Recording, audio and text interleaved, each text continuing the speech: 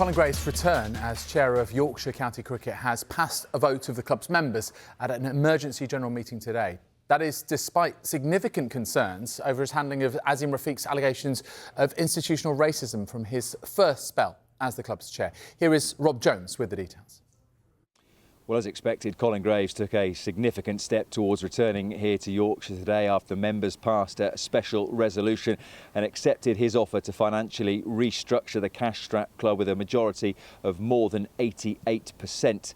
Yorkshire have huge problems at the moment financially, with a debt of nearly £17 million. A huge proportion of that is owed to the Graves Trust itself. But the picture was painted fairly bleakly that without Colin Graves' offer to buy the club, and Yorkshire say they have spoken to more than 350 potentially interested parties over the course of the last year, then administration would be looming. It felt as though, speaking to voting members today, they thought there was no other option but to vote for Colin Graves' return.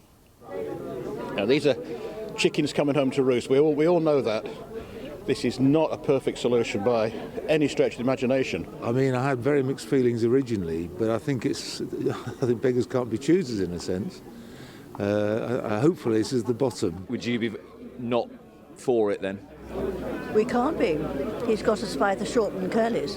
But obviously the optics in some ways are not good for Colin Graves returning here to Yorkshire, given that his spell as chair, his previous tenure, coincided with the allegations of institutional racism, principally from whistleblower Azim Rafiq. But speaking to the club's existing chair today, Harry Chatley, he believed those allegations, institutional racism here at the county, is a thing of the past, and Yorkshire now are a totally different club.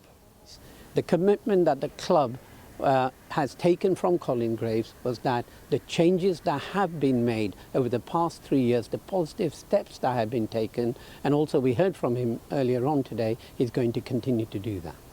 So Colin Graves' offer will now need to be ratified by the Financial Conduct Authority. Then a new board can be confirmed, and then Graves can be elected as chair for a second time. He did make a brief address to members today and said, amongst other things, this: we have come to protect the future of Yorkshire County Cricket Club. Regardless of background, community or ethnicity, everybody will be welcome in a fully inclusive cricket club.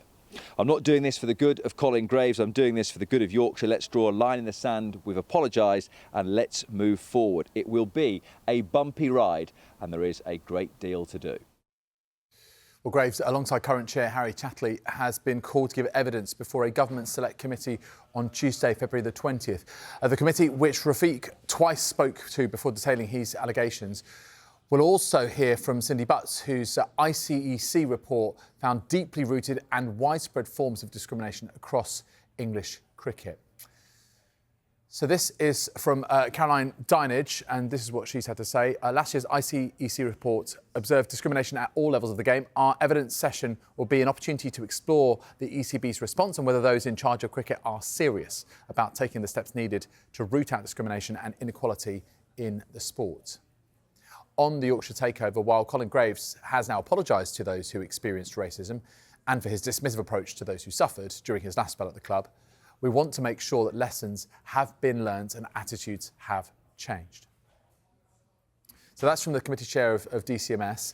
We've just received this statement from Colin Graves himself. He said this: I would like to express my thanks to the membership of Yorkshire County Cricket Club, who have so overwhelmingly voted to ratify the board's decision to accept my offer to our great club. Having now been accepted by the board of membership of Yorkshire County Cricket Club, that offer now requires the final approval of the Financial Conduct Authority. Until such approval is given, a new board cannot be formed, nor a new chairman elected to begin the urgent work of resolving the club's financial situation. I have no further comment to make at this stage.